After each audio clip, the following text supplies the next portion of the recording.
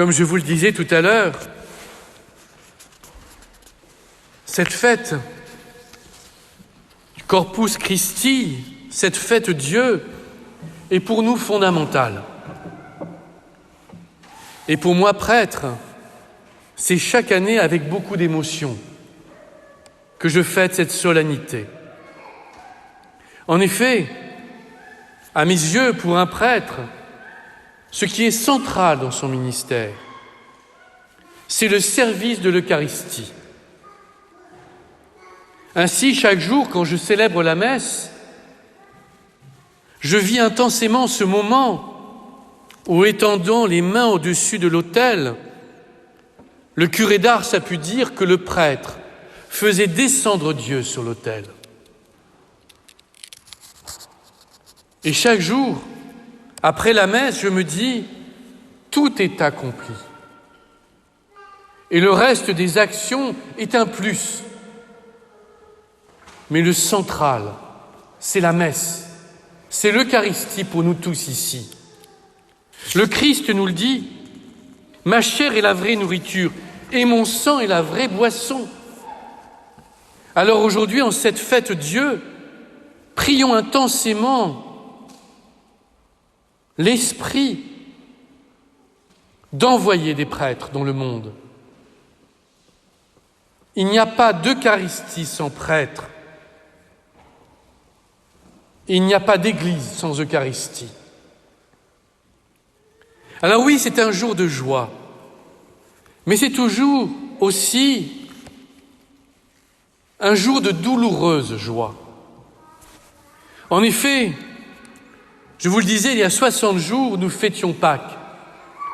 Cette année, dans des circonstances assez exceptionnelles et oserais-je dire tragiques.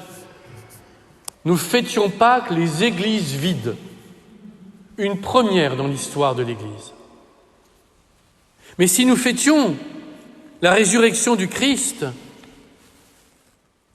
nous avions fêté 2 jours avant sa mort. Lui, le Fils de Dieu, lui, dont le message n'était qu'amour et transcendance, a été condamné injustement, a été flagellé, a été crucifié.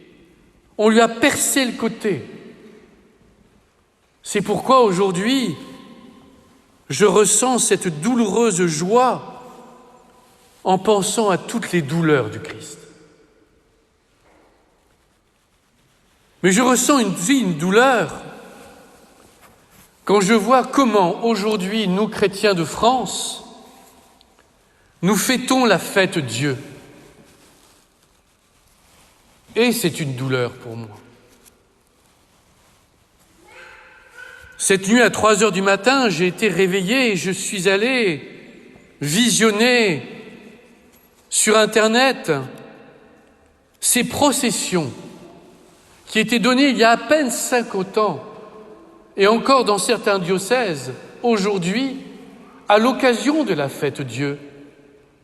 Les plus anciens parmi nous se souviennent certainement. Le Saint-Sacrement sortait des églises. Il y avait des processions dans la rue. On chantait, on bénissait. Alors je me pose une question.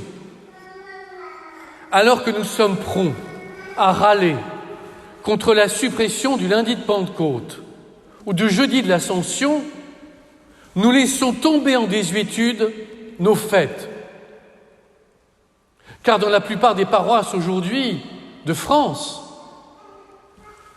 une fête du dimanche ne sera pas différente de cette solennité du corps et du sang du Christ. C'est une douleur. Comment pouvons-nous laisser tomber en désuétude ces fêtes si fondamentales ? Car n'oublions jamais que pour accéder à l'invisible, il nous faut passer par le visible. Et quand il n'y a plus de visible signifiant, nous n'accédons plus à l'invisible. Il nous est barré. Alors j'appelle de tous mes vœux ce retour à la solennité de nos fêtes.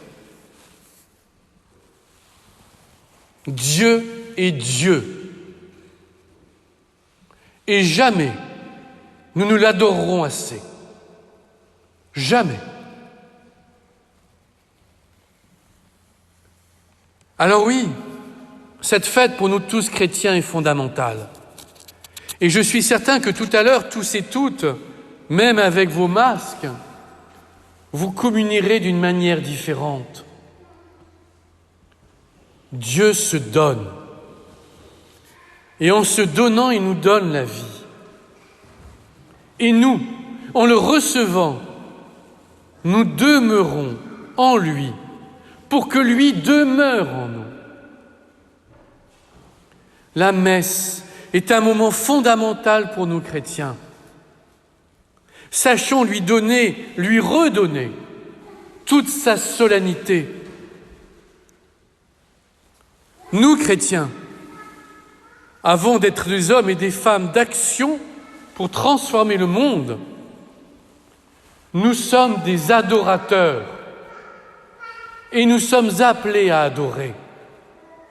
Souvenez-vous l'année dernière, quand j'ai commencé l'année, je vous ai dit aux uns et aux autres qu'il était capital de se rendre régulièrement dans une église en dehors des messes pour tout simplement s'agenouiller devant le Saint-Sacrement et lui remettre notre vie. Nous sommes un peuple d'adorateurs. Ne l'avons-nous pas oublié? Enfin, je terminerai par une anecdote à mes yeux signifiante. L'année dernière, me semble-t-il, alors que je célébrais dans une église de Poitiers, un enfant, par inadvertance, a fait tomber au sol l'hostie qu'il avait dans la main. Sa mère s'est précipitée pour la ramasser et la lui redonner avec une immense dignité. Mais elle ne s'est pas arrêtée là. Elle s'est agenouillée au sol et a embrassé l'endroit où l'hostie était tombée.